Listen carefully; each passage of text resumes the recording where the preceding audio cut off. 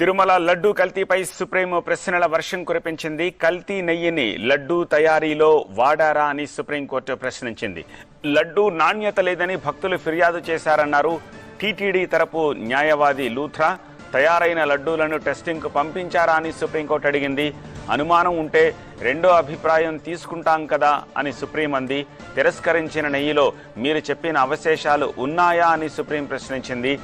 విచారణ పూర్తి కాకముందే కల్తీపై ప్రకటనలు భక్తుల మనోభావాలను దెబ్బతీస్తాయింది సుప్రీం.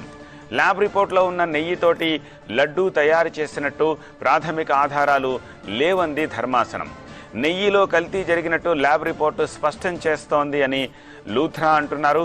గతంలో ఇదే కాంట్రాక్టర్ కొన్ని ట్యాంకర్లు సరఫరా చేశారని లూథ్రా సుప్రీంకి చెప్పారు.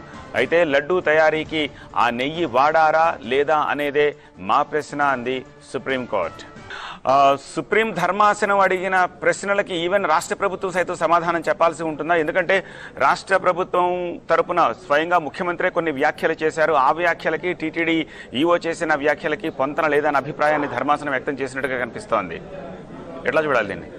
చాలా క్లియర్గా ఈరోజు జరిగినటువంటి వాదనలో సుప్రీంకోర్టు కోట్లాది మంది ప్రజల మనోభావాలకు సంబంధించినటువంటి అంశంగా దీన్ని పరిగణలో తీసుకుంది. ఇది కేవలం ఒకళ్ళిద్దరికి సంబంధించింది కాదు, దేశానికి సంబంధించి కాదు, ప్రపంచవ్యాప్తంగా తిరుమలకి సంబంధించినటువంటి భక్తుల మనోభావాలకు సంబంధించిన వ్యవహారంలో చాలా ఆచితూచి ప్రకటనలు చేయాల్సిన అవసరం ఉంది అనేటువంటి ఒక అభిప్రాయం తన కామెంట్స్లో చాలా క్లియర్గా ప్రస్తావించిన విషయాన్ని మనం చూడొచ్చు. ఎందుకంటే ఇందులో ఇక్కడ కల్తీ జరిగింది అనేది ప్రాథమికంగా కొంత సమాచారం వచ్చింది. కానీ ఇట్లాంటి అంశాలకు సంబంధించి ఒక ప్రకటన చేసే ముందు సెకండ్ ఒపీనియన్ కూడా వెళ్లాల్సిన అవసరం ఉంది కదా అన్నది సుప్రీం చేసినటువంటి వ్యాఖ్యల సారాంశం.